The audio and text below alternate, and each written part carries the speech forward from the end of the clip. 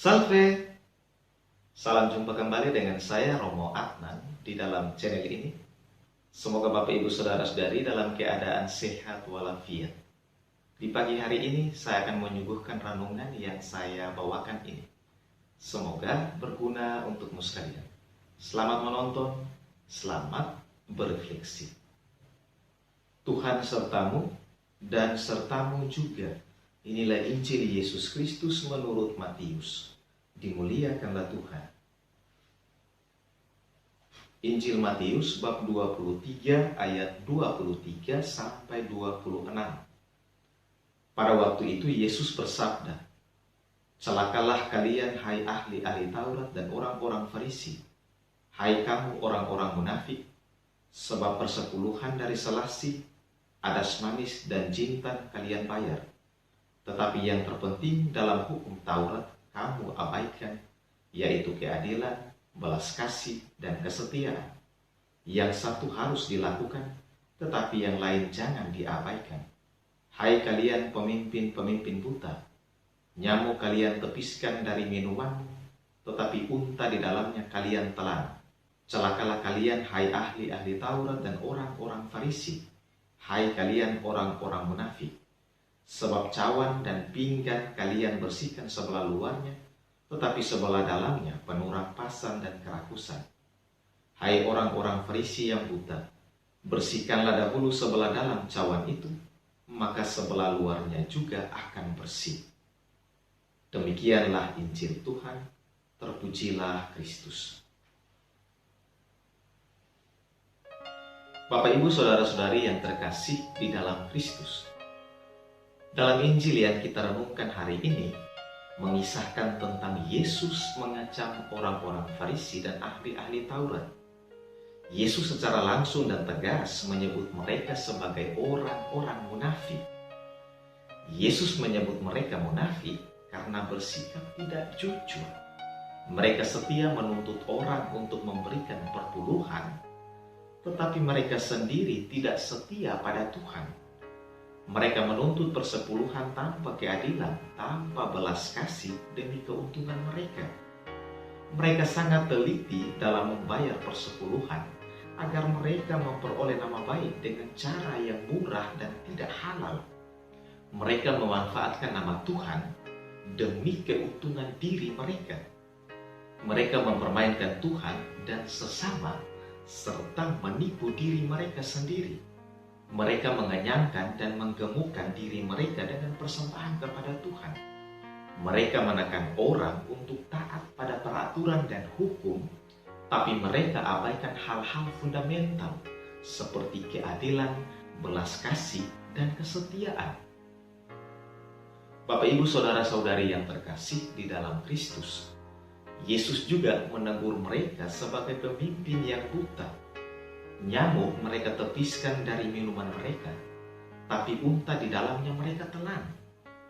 Kesalahan kecil dari orang lain mereka usut sampai tuntas, tapi kesalahan besar yang mereka lakukan didiamkan, ditelan begitu saja. Mereka memperingatkan orang-orang terhadap setiap pelanggaran yang kecil, tetapi mereka menelan rumah-rumah para janda. Mereka seolah-olah bersikap saleh terhadap hal-hal kecil, tetapi bersahabat dengan dosa besar. Mereka lebih memperhatikan penampilan luar, tapi hati mereka penuh intensi dan motivasi jahat.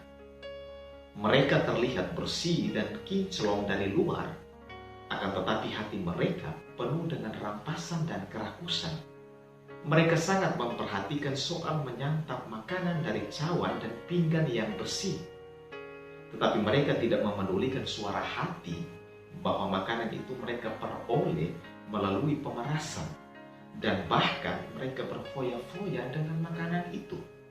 Orang-orang Farisi dan ahli-ahli Taurat boleh dibilang bermuka dua, bermulut manis, dan penuh kepura-puraan.